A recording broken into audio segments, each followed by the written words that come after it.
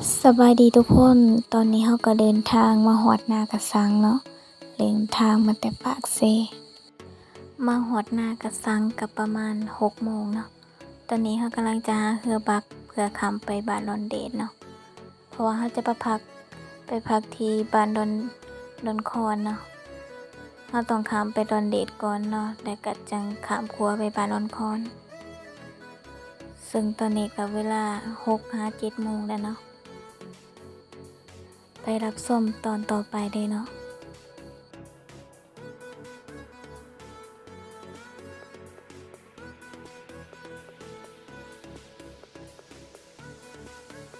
นี่ก็คือฟังลอนเดดเนาะเฮาก็มาฮอดฟังลอนเดดเป็นทีเรียบร้อยแล้วเนาะคือแบบเมื่อยแห้งเนาะเฮาต้องไปหาห้องพักก่อนเนาะซึ่งเฮาจะหาห้องพักที่บารอนคอนเนาะไปรับส้มคลิปมื้ออื่นตอนเช้าเลยเนาะซึ่งตอนนี้เฮาก็อยู่ที่ร้านอาหารแคมป์ของเนาะที่หัวครัวเนาะ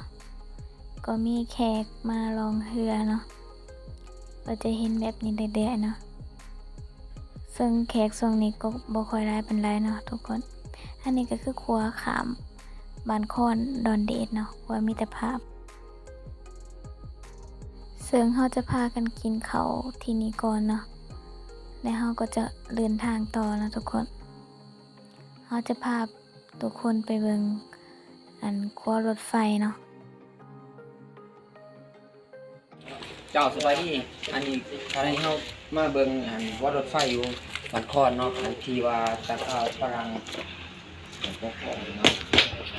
แต่สมัยก่อนเนาะอันนี้ก็ยังเป็นลักษณะที่แกได้เห็นว่าช่วงก่อนมันมีแบบนี้เนาะมีว่ารถไฟมีรางเนาะอันนี้คือเอาครับเอามาเบิ่งเนาะ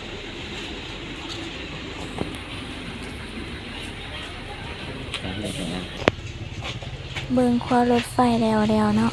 อาจจะพาหมู่เนาะไปเบิ่งน้ำตกส้มผมิตรพีเนาะทุกคนออกเดินทางกันเด้อเนาะเพื่อบ่เป็นการเสียเวลาตอนนี้เราก็อยู่ที่น้ำตกส้มผมิตร